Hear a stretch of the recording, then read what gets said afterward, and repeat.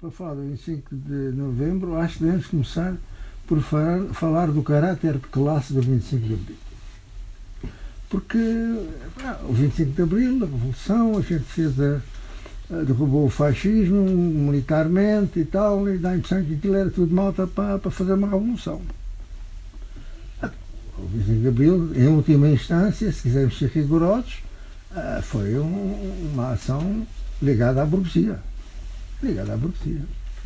Até porque a grande burguesia já estava instalada na Assembleia Nacional Fascista, estava também, sem ser os ultramontanos, estava interessado numa alteração da situação, porque aquilo não dava para o pessoal ganhar o dinheiro que queria e explorar como queria. Havia os travões do Salazar, do ponto de vista dele, e a grande indústria, etc., sentia-se, embora apoiasse o regime, é evidente, era o seu regime, mas acho que se sentia um bocado constrangida para a sua dinâmica capitalista, depois veio a ver pela liquidação de tudo aquilo que até o próprio Salazar tinha feito, que era a grande indústria, as pescas, isso tudo foi destruído por esta grande burguesia que se queria libertar dele. Quem dá o caráter popular é o povo, não é mais ninguém. Não é o MFA, não é o não sei o que mais, é o povo. E foi o povo, quando sentiu que podia, aliás, não é só assim, mesmo quando os libertadores lhe disseram fica em casa, o povo marimbou-se para os libertadores. O povo da fábrica, o povo do campo, o povo intelectual, precisavam todos da liberdade, não é como diz o Expresso, liberdade de pensar toda a gente tem. O problema é a liberdade de fazer aquilo que se pensa, embora a impossibilidade de fazer aquilo que se pensa, ou de pôr em ação aquilo que se pensa, limite também a liberdade de pensar. Isso é uma questão que a gente tem que colocar. Então, 25 de novembro, não é? Porque todo o movimento popular teve a sua ascensão, teve depois a sua quebra. Quando chegámos ao 25 de novembro, o movimento, como alguns camaradas ou algumas camaradas dizem, não estava no ascenso. O movimento popular, na minha opinião, estava já quebrado.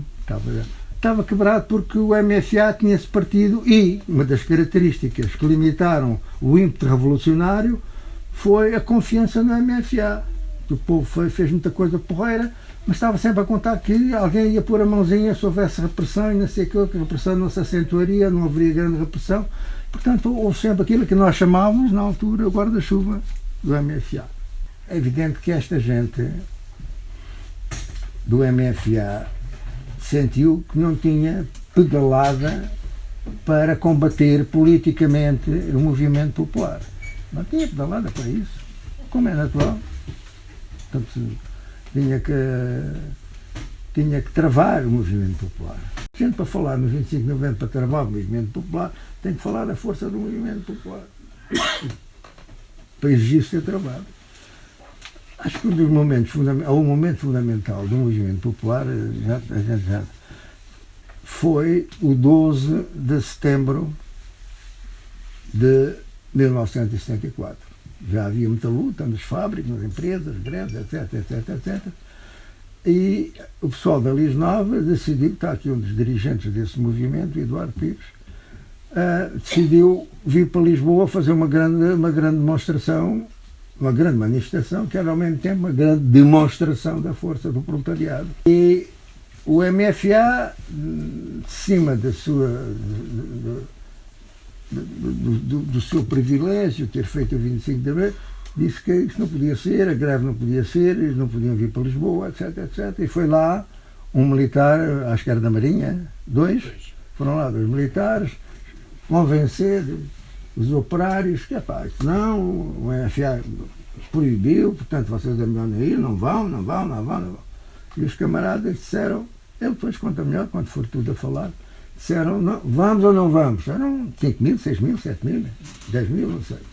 Um grande plenário, e o pessoal disse, vamos. Portanto, foi a primeira ripada no MFA e no seu prestígio de comando daquela coisa toda.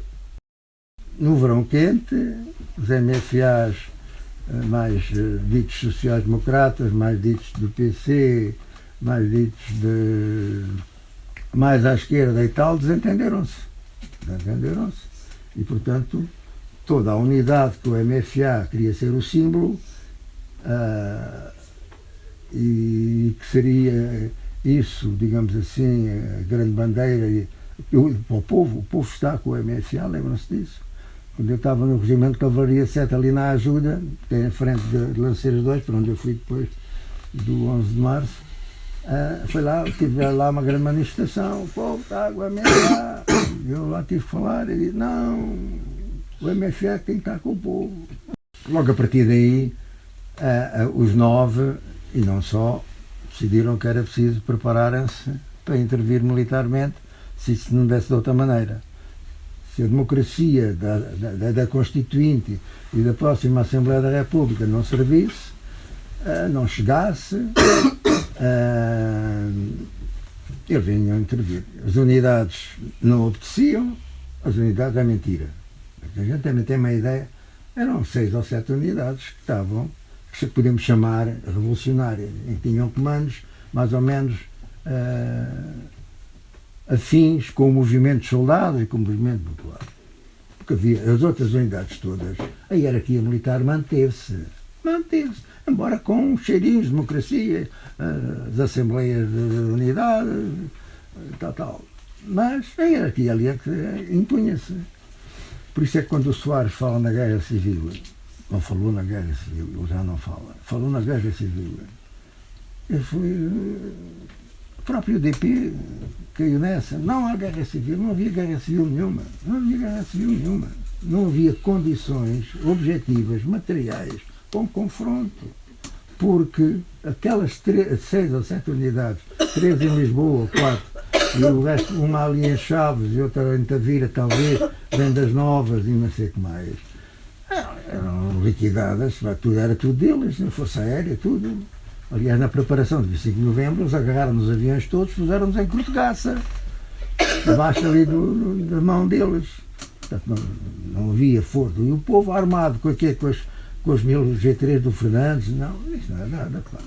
É brincadeira. Portanto, não havia condições nenhumas para a guerra civil. Foi um artifício do Soares para dissuadir aqueles que no movimento popular ainda estavam com a intenção de resistir, eventualmente a resistir ao 25 de novembro. Eles tinham que arranjar maneira de responder. Tinha que haver algo que eles tivessem que responder. E então há a provocação mais miserável daqui à memória, uma forma de dizer, há outras que é mais miserável, foi com os paraquedistas. O chefe de Estado-Maior da Força Aérea decide extinguir o corpo paraquedistas. Vamos lá pensar à militar. O corpo paraquedistas tinha, além da formação anterior, tinha 13 anos de guerra. Aquilo era um corpo com uma grande unidade e um grande orgulho naquilo que fizeram, bem, de mal, tropeçam. Bom, então o chefe de Estado-Maior da Força Aérea resolveu extinguir o corpo de tropas paraquedistas. Eles resistem, dizem que não pode ser. Os oficiais paraquedistas abandonam a unidade, são quase 200, não sei quantos, que o próprio Martins Guerreiro diz que é uma ação absolutamente inqualificável e impensável em qualquer unidade militar, os oficiais abandonarem as suas tropas. E então há quem diga, eu aí não posso dizer que não, porque falaram com o Otelo disse, sim senhor, que era os paraquedistas irem às unidades da Força Aérea, porque eles pertenciam à Força Aérea, os paraquedistas, às unidades da Força Aérea, Montreal, Sintra, Cortegaça e tal, explicar a sua situação, para pedir apoio. Nós na PM, mal aquilo aconteceu, mesmo sem saber o que é que se passava, pusemos logo do lado deles, fizemos logo um comunicado, estamos de apoio, apoiamos apoiamos os camaradas paraquedistas e tal, não sabíamos em que situação estava, o que tinha acontecido, só sabíamos que tinham ocupado as bases. Aliás, quando eu soube, eu estava no Copcom nessa noite, acho eu, depois há uns tipos que me dizem que não foi nessa noite, foi na tarde, e E foi aí que eu tomei, que eu soube que eles tinham ocupado as bases. Não sabia o que era aquilo, porque lá do era, não era, só disse, pá, isto cheira-me a golpe, vou já para a minha unidade. E fui para a minha unidade. Fui para o cartel, pá, fui ter com o comandante, que treta é esta, pá, não sei, pá, aqui, pá, fizemos logo um comunicado. Quem é apoiar os paraquedistas? No meio disto tudo, se há alguém a apoiar os paraquedistas, que ocuparam as bases. Não é? Então, essa noite toda, de 25 para 26, 25 quando eles ocuparam, portanto, essa noite toda eu estava no quartel. As unidades estavam todas de prevenção rigorosa às ordens do Presidente da República. A prevenção rigorosa é que as tropas de todos os quartéis não podem sair de lá. Está tudo lá à espera de ordens do Presidente, do Chefe Supremo. Pronto, aí que a gente estava. E durante a noite toda eram eles a telefonar para o comandante, que era o Campos Andrade, pá, vocês têm que se entregar. Não tem que entregar o quê, pá? Nem pensem nisso, a gente vai se entregar por quê? Aliás, a gente quando tomou o comando desta unidade, não fui dessa altura, eu estava em frente no Cavalaria 7, que foi extinto a seguir ao 11 de março. Tinha os carros de combate e tal, e não sei o quê. A seguir ao 11 de março foi extinto e os carros foram para Santa Margarida. E então fui falar com o comandante e tal, eles estavam a telefonar para lá, malta, não vai nada para ir para já. Quando viemos para aqui, dizia ao comandante, só fui depois que distinguirem o 7, quando viemos para aqui, foi para. A gente disse aos soldados, só cá estávamos enquanto eles quisessem. Não vinhamos impor a nossa presença aqui. Portanto, além do mais, estamos de prevenção rigorosa às ordens do chefe supremo das forças, do comandante supremo das Forças Armadas e o Presidente da República. A gente não sai daqui. Mas tem que sair. Não saímos daqui. Entretanto, de manhã, isto foi durante a noite, de manhã, eram 8h10, da manhã, estava o Campos Andrade com a malta, um grupo de soldados e tal, a explicar o que é que ele achava que estava a passar, a informar o pessoal, quando se dá o ataque à PM. Os comandos vêm lá de baixo, o Vasco Lourenço diz, mas a gente mandou parar, eles é que já não pararam, vai dar uma volta para estar a brincar comigo. A rádio não funcionou, a primeira rádio não funcionou, depois já não conseguimos parar. É uma treta de caneco. Aliás, eu com o Vasco Lourenço temos clareza que ele está a dizer uma treta e ele sabe perfeitamente que eu sei que ele está a dizer uma treta. E então, foi aí que eles atacaram a PM.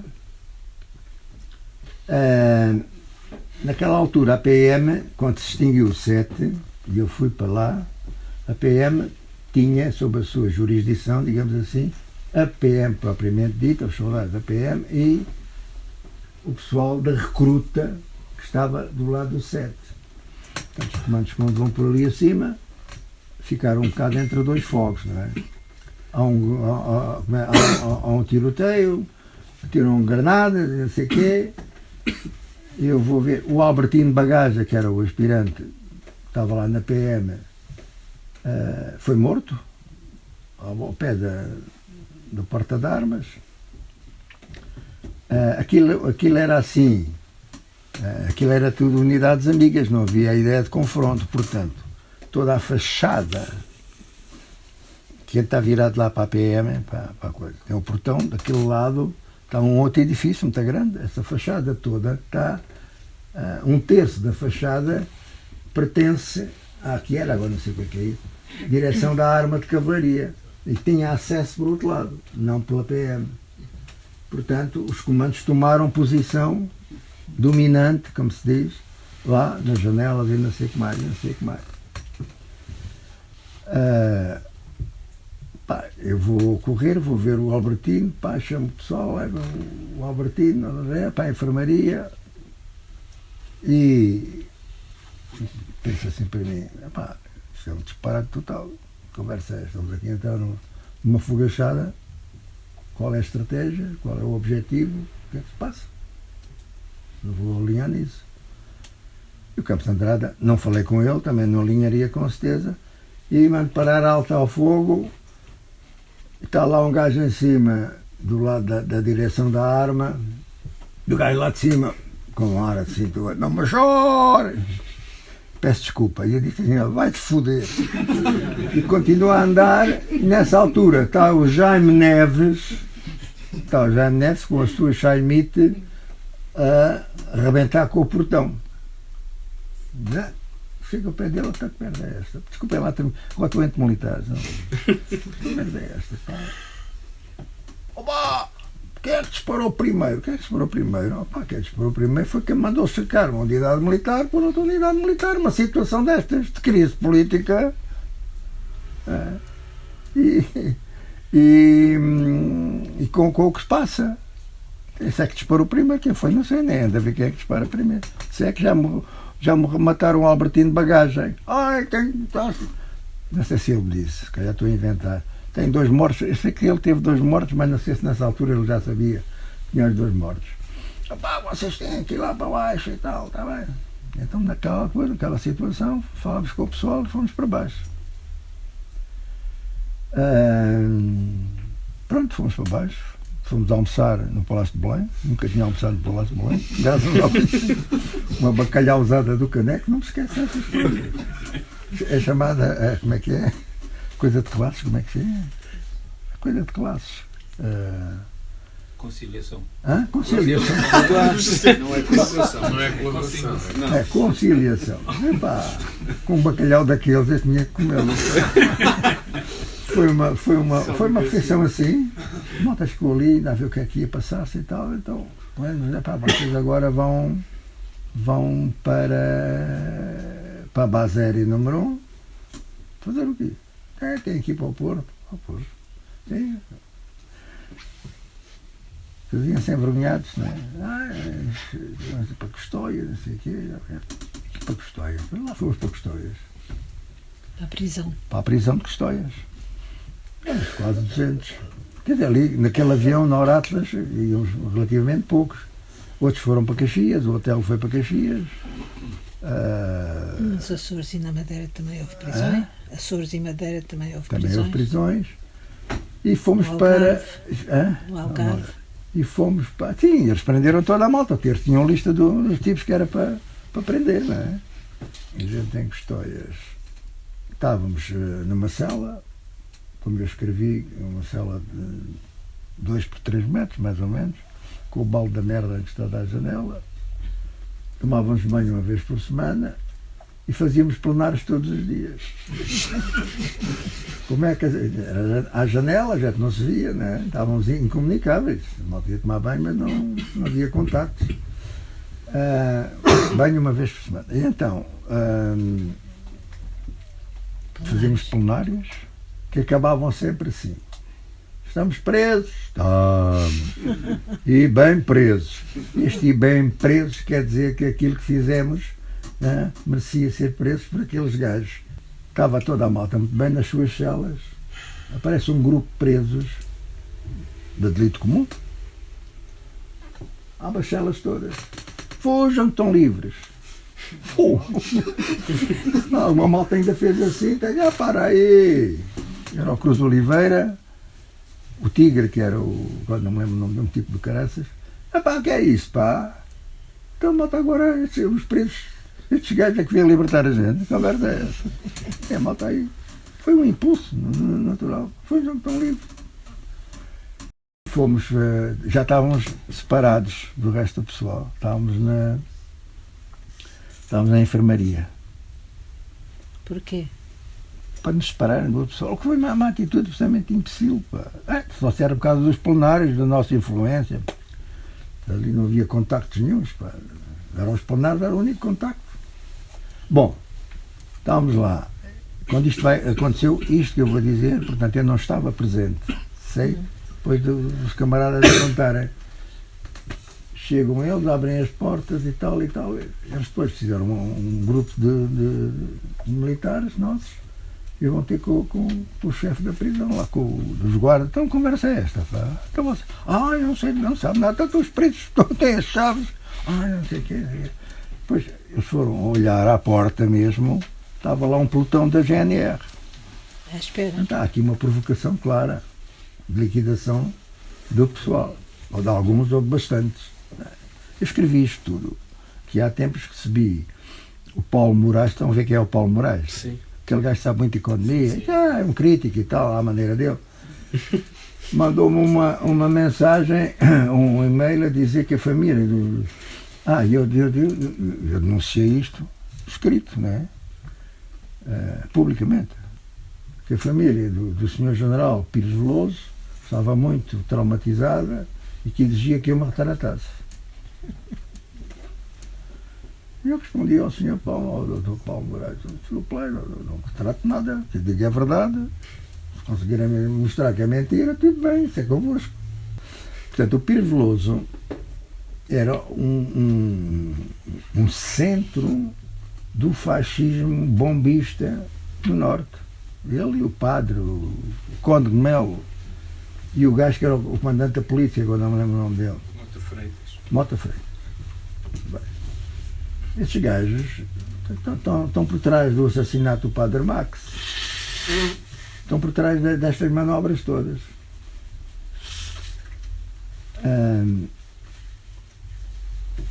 Não contentes com isto, o Cruz Oliveira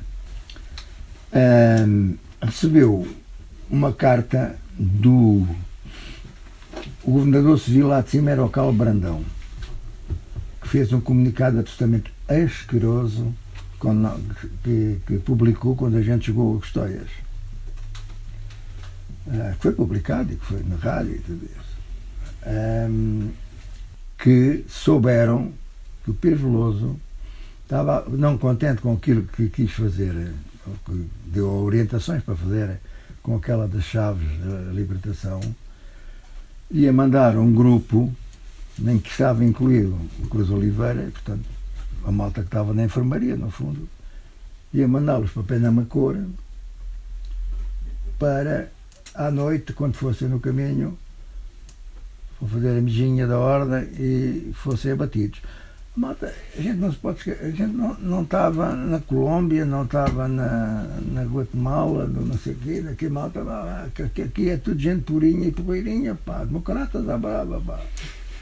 Isto era gente desta, não é. Aliás, o Pires Veloso, eu não sabia que era um gajo todo entusiasta do 25 de Abril. Eu estava na comissão coordenadora, ele estava em Portamela, eu estava em Nampula, estava sempre a receber recadinhos deles e tal, pela rádio. Como é bom, vamos para a frente e não sei o quê. Ele tinha uma ligação direta com o Ferreira da Cunha, que era até certo ponto, era o braço político do Costa Gomes, braço direito para que teve estava no Palácio Foz, quando a malta fez lá uma manifestação e foi lá e tal. O Super Pido, como lhe chamaram. Super.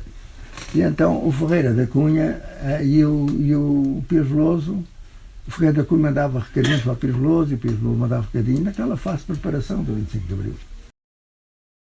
Agradeço ao Tomé a transparência, a franqueza e o relato desses bastidores que a gente não conhecia da tropa que estava por trás do golpe. Eu só queria dizer, antes de passarmos ao debate, que enquanto eles estavam lá dentro, havia umas centenas de populares à volta do quartel, daquele e de outros. Quase todas as pessoas que estavam ativas nessa noite deslocaram-se para vários quartéis. Eu estava lá, entre os populares estava lá eu. E a certa altura, já não consigo dizer como nem porquê, porque sim, mas quem foi? Apareceram umas picaretas e puseram picaretas nas mãos das pessoas para começarmos a fazer vala para impedir os tanques. Já se sabia que os tanques vinham da Amadora, impedir os tanques de progredirem em direção ao quartel. Estivemos ali a noite toda a tentar abrir a tal vala. E depois de madrugada, ainda não era dia, vieram-nos dizer: epá, não vale a pena, recolham as vossas casas porque não há nada a fazer, não há hipótese nenhuma de haver uma resistência armada. E foi assim.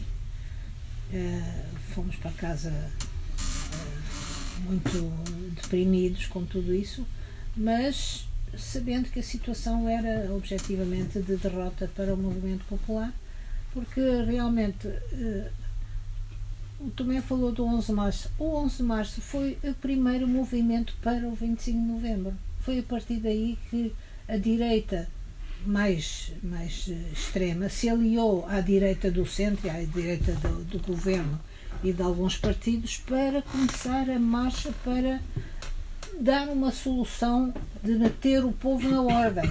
Essa é que era a questão. O povo estava em desordem, estava descontrolado, ninguém podia dominar a situação, porque todos os dias surgiam movimentos espontâneos, alguns absolutamente anódinos e aleatórios e inesperados, de setores da população que se punham contra a ordem estabelecida, contra o governo, contra as leis, contra tudo o que era aquilo que devia ser, na opinião deles, um país estável.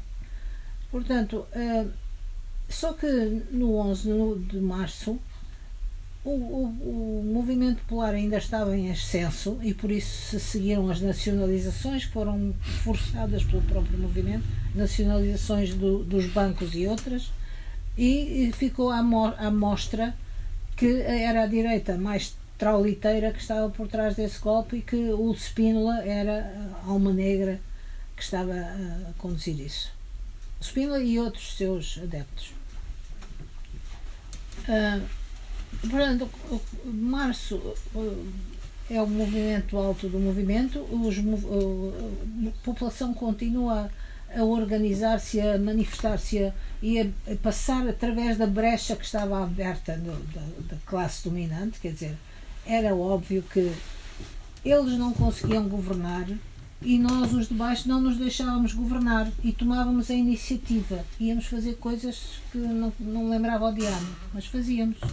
E fazíamos coisas fantásticas que ainda hoje perduram na memória coletiva. Fazíamos as comissões de trabalhadores, que ainda existem, fazíamos as comissões de luta nas empresas, fazíamos ocupações, fazíamos saneamentos dos fascistas e dos patrões vigaristas, limpávamos o terreno para afirmar os chamados cadernos reivindicativos. Faziam-se cadernos sobre cada categoria, dizia num caderno o que é que queria. Inclusive, eu nessa altura trabalhava no Ministério da Administração Interna. Não sei se sabem, mas eu sou um dos baluartes da democracia. Eu preparei as primeiras eleições democráticas neste país com a minha equipa lá do Ministério. Então, aquilo ainda era uma coisa, ainda se chamava, depois chamou-se STAP, Secretariado Técnico de Assuntos para o Processo Eleitoral, mas antes, quando foi fundado, nós demos-lhe o nome de Secretariado Técnico dos Assuntos para Políticos, STAP, políticos e eleitorais, porque constituíram uma comissão para fazer as primeiras eleições, ainda em 74, mas nós constituímos aquele gabinete de assuntos políticos. Então, as comissões de moradores e o dos ocupantes e da reforma agrária iam ao Ministério entregar os cadernos de encargos, os cadernos reivindicativos, ao gabinete dos assuntos políticos, porque achavam que era ali que devia ficar não só depositado, como legalizado pelo Estado a ocupação ou a expropriação ou o saneamento. Quer dizer, esta ingenuidade do movimento popular que o Tomé refere foi uma marca desde o princípio até ao fim. O movimento popular pensava que estava a lidar com gente séria e pensava que tinha chegado o momento a população, poder afirmar a sua vontade popular. E esta é uma grande ingenuidade de todos os pontos de vista e é um pouco a marca mais negativa do movimento. O movimento foi extraordinariamente pujante, foi muito espontâneo e muito verdadeiro, mas tinha essa debilidade genética de não compreender que a burguesia era um inimigo e que não podiam encontrar aliados entre a classe que os dominava. Foi fácil fazer o 25 de novembro, porque ele foi feito nas nossas barbas. à vista de todos, praticamente havia os segredos militares e tal, mas as movimentações do grupo dos 9, dos contactos com os partidos, do Mário Soares com o embaixador norte-americano Carlucci, tudo isso, todas as polícias internacionais tinham aqui os seus espiões e os seus agentes, havia comunicações dos militares e dos polícias com uma rede internacional reacionária que estava alarmada com o estado do país. Era um pequeno país, sem importância nenhuma do ponto de vista geoestratégico, e tinha perdido uma guerra colonial que era uma aposta perdida para o imperialismo em geral, e de repente surge ali uma coisa absolutamente intolerável, um movimento popular que se diz que quer reivindicar direitos e regalias e quer impor o conjunto do seu programa à classe que o domina. Isto é absolutamente de loucos. Hoje fazem uma tradução disto. Os comunistas, antigamente era o gonçalvismo, agora é os comunistas, o período do gonçalvismo é o período comunista. Os comunistas queriam se apoderar de Portugal para fazer aqui uma espécie de base à cubana, absolutamente delirante, porque não havia nada disso. Antes houvesse, mas não havia nada disso. O movimento popular estava perfeitamente aliado de tudo isto e era o imediato, queria salário mínimo, queria aumento de salários, queria os patrões fora das empresas, queria o saneamento dos PIDs e dos fascistas e queria casa, queria pão, queria tudo aquilo a que tinha direito, a que se achava com direito. E movimentou-se nessa direção. Isso é que foi o transcendente do movimento popular. Nós queremos reconhecer essa falha e queremos reconhecer, como o Tomé diz, que o 25 de novembro foi a maneira de pôr entrave a uma situação que era incontrolável, a não ser pela força bruta. E foi isso que aconteceu.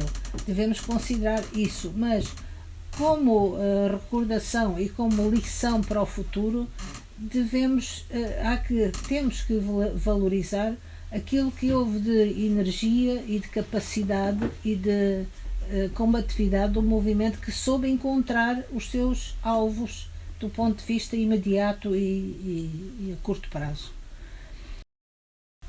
Para mim, aqueles 19 meses foram os melhores 19 meses da minha vida e ponto final. E o que eu digo é, não se esqueçam de como o povo português estava no 25 de Abril. Em termos de conhecimento, de politização, de como é que estava tudo. E de repente, eu lembro-me, entrei nisto, e isto era uma bola de neve, porque as pessoas que vinham falar connosco, em que a gente discutia, de vez em quando tínhamos coisas, como a manifestação da Lisnave, que eu ainda hoje me lembro de me arrepiar toda. E isso dava força para que a gente continuasse a fazer o que estava a fazer nos bairros, nos sítios onde estávamos com as pessoas. Mas foi quando ela diz, fomos muito ingênuos, fomos muito... Naquela altura eu não sei se nós poderíamos ter feito muito mais do que aquilo que se fez, porque eu acho que de facto houve uma mudança de mentalidade. E não se esqueçam que foi em 19 meses. O que se fez naquela altura, desde que aquilo começou, que não éramos nada, a gente não pensava em nada, estávamos mais que cinzentões e mais que... E eu acho, sinceramente, se calhar não havia condições para mais do que nada. Também eu estive à porta, até à última, à porta do quartel de Oeiras, porque ouvi dizer, ou disseram-nos, ou houve uma orientação de que nos iam dar armas, não sabia o que ia fazer com elas, mas fui para o quartel de Oeiras e estive lá até às 4 da manhã, quando nos disseram, vão-se embora que não há armas para ninguém. Pronto. Tudo isto, reparem que, para mim, visto agora à distância, provavelmente, eu queria Eu lembro-me de, na altura, eu dizer: eu quero a guerra civil. Porque nós estávamos naquele entusiasmo e naquela movimentação, e as pessoas todas que vinham ter connosco e que discutiam connosco, não lhe queríamos, de facto, sei lá, frustrá-los. Agora, lembro-me perfeitamente de, nessa noite, vir para casa frustradíssima, sem saber o que fazer, como todos nós. E depois foi tudo muito difícil, a continuação. Mas eu agora, às vezes, olhando para trás, digo: não foi o que eu queria. Não foi de maneira nenhuma a revolução que eu queria. Mas pensando bem, naqueles 19 meses, muita coisa mudou. Muitíssima coisa mudou. Portanto, não sei se somos tão ingênuos, tão sei lá o quê.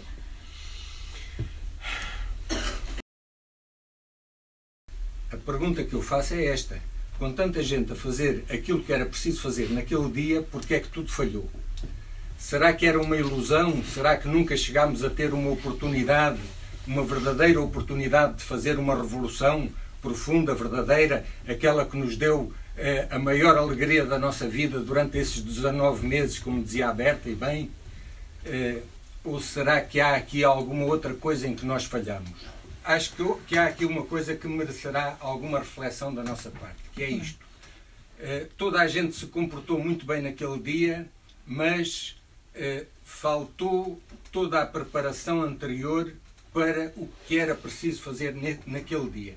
Eu acho altamente significativo quando o Eduardo Pires conta, é quase simbólico. Claro que numa revolução nem toda a gente pode conhecer toda a gente, mas é altamente simbólico que ele nesse dia tenha ido à Polícia Militar para tomar conhecimento de quem era o Major Tomé. Não. Tomar conhecimento do que é que estava a passar, que eu já o conhecia. Do que estava antes. a passar, pronto, está bem. Mas foste Sim, lá sim, então exatamente. tomar contacto com ele nesse dia. Sim. Ou seja, que era um contacto, naquele contexto estava a ser improvisado pela pressão dos acontecimentos.